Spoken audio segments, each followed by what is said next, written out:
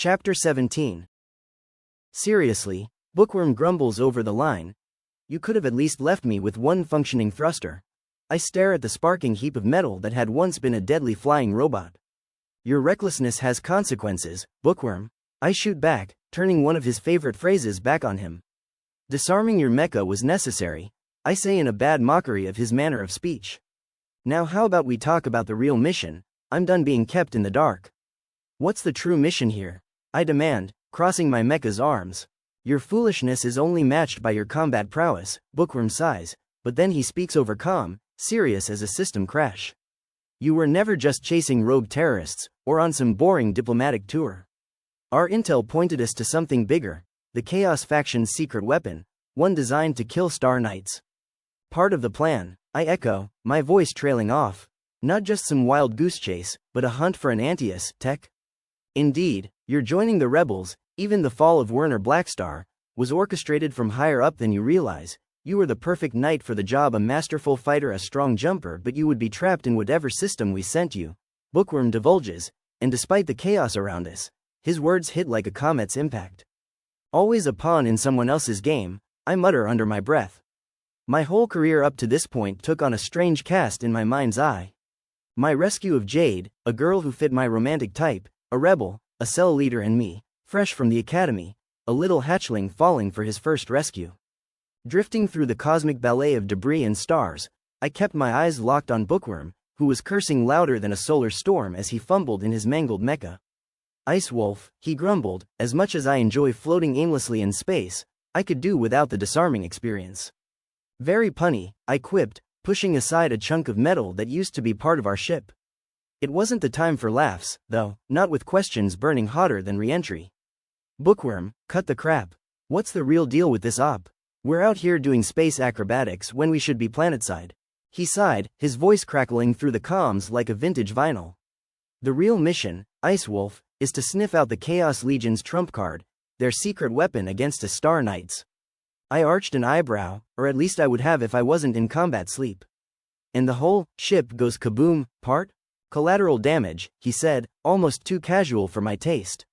Never meant to happen, we underestimated the power of their ambush. But you joining forces with those rebel scum and me taking down King Werner? That was written in the stars, or rather, the mission brief. Part of the plan? I echoed, feeling the weightlessness of space mirror the sudden emptiness in my gut. You've got quite the sense of humor, old man. Sometimes the best jokes are the ones we live through, Bookworm replied, tone flat enough to walk on.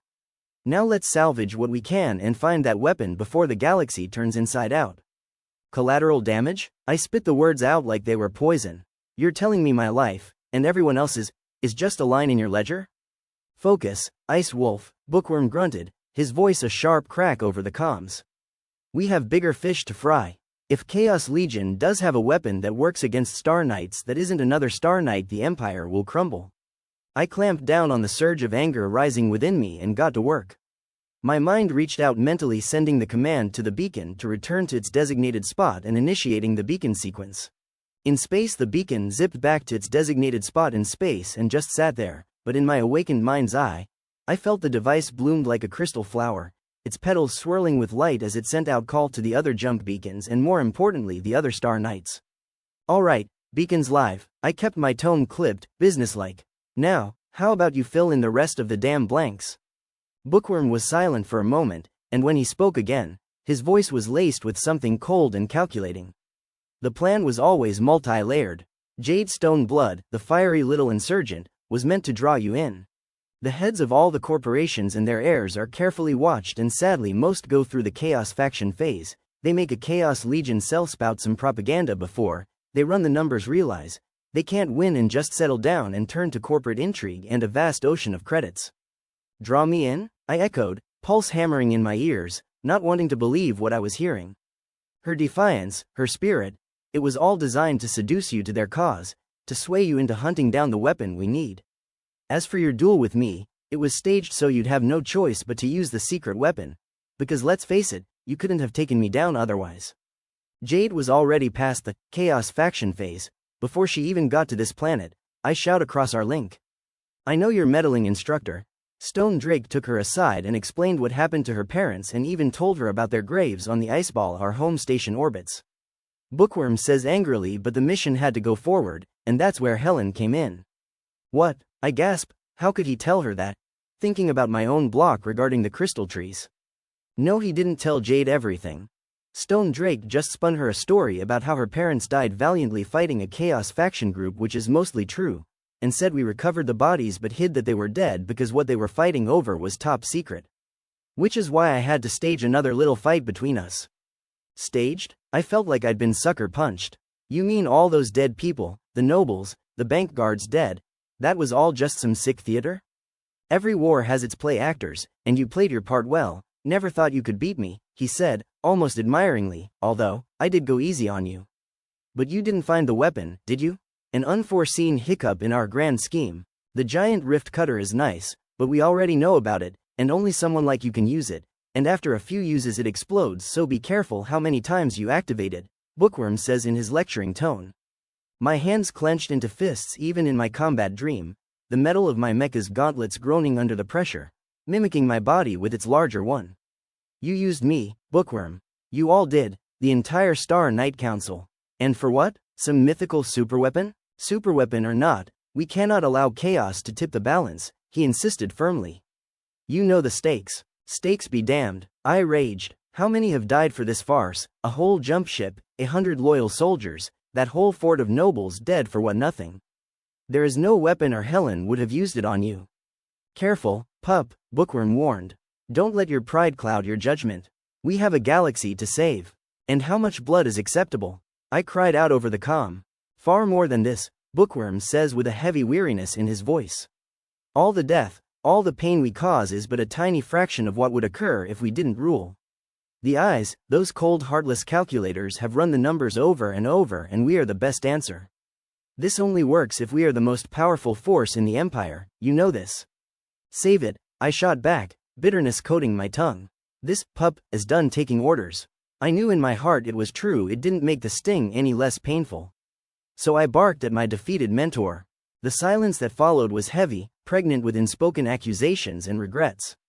But there was no time for remorse. The beacon pulsed steadily, a heartbeat in the void, calling my fellow Star Knights to witness the aftermath of my failure. My heart hammered against my chest as I contacted the planet below, opening a channel to Jade and the princess. Stand down, I shouted over the comms. It's over. The beacon is active. I've taken care of Bookworm, I'm bringing him back with me.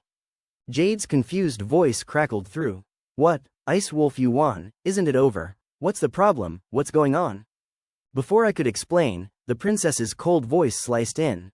Well done, Ice Wolf. You've served your purpose. It's over, Helen, we won. Now all that's left is the cleanup. I've got Bookworm and we are heading back, I say. Suddenly a warning flashed up of incoming drones. My blood turned to ice. What have you done? I shout. Me? Oh, nothing much, Helen purred. Just a little insurance policy. You were right, there is still cleanup to be done, and now to remove 2 threats with 1 blow. On my display, I saw them, all the rest of the drones zipping towards the beacon, Bookworm and me, their nuclear payloads primed and ready. Helen had been 2 steps ahead the whole time. Jade's shout was drowned out by the princess's laugh. You should have chosen the winning side, guards grabbed that corpo tart. So long, Ice Wolf. Bookworm's face tightened, his usual stern expression morphing into one of regret. I'm sorry it had to be this way, pup, he said solemnly. But the mission comes first. Find the weapon, save the galaxy. Before I could respond, Bookworm's mecha flashed with a purple light and seemed to collapse upon itself, the telltale glow of an emergency teleporter. Star Knight's last resort, these teleporters could bring us home to the Mother Crystal Tree from anywhere in the galaxy, but this last resort was not gentle on those who used it. I wasn't sure I would ever see Bookworm again, or if I did his mind would be the same. Mortal man was not meant to rift jump that far when not wrapped in shields and steel. Don't fail us now, he commanded. And then he was gone, the portal collapsing back into a pinprick of light before winking out entirely. I floated there, momentarily stunned. The betrayal stung deep, but the mission still stood. I was a Star Knight. We put the greater good above all else. With an effort of will, I jumped away, targeting one of the planet's moons, and fleeing from the coming nuclear fireballs, reflecting sadly I would need to make a new beacon. I shook my head, anger simmering in my gut. Bookworm, my mentor, had betrayed me. Used me. And for what? Some mysterious weapon that could threaten the galaxy? All a lie. Just a means to an end in this twisted game of politics and power. And Jade? I didn't know what to think about Jade. Part of me wanted to believe she was innocent in this, a pawn just like me. But I couldn't take that chance. Not with so much at stake. For now, she would remain suspect. I had a mission to complete, and I couldn't afford any more betrayals or distractions. Find the weapon, destroy it or capture it, take down anyone who got in my way. That was all that mattered now. Or did it? I had made a Zort pile of this supposed mission to begin with, and my superiors hadn't even trusted me with the real mission to begin with. Could I even trust Bookworm about this new weapon? Helen betrayed me, but what about Jade? I drifted above the barren, cratered surface of the moon, scanning for any signs of activity. Nothing, just rocks and dust as far as my sensors could reach. With a heavy sigh I sank to the surface. What should I do now? I muttered to myself. I was tempted to just stay here, engage my hypersleep and just wait it out. I could last for years just sitting and waiting for someone else to deal with this goat rope. My food and air recycling tanks were full up and my fight with Bookworm had hardly drained my mecha's power reserves. I don't know how long I sat there on that moon waiting and thinking before a call from the princess came in.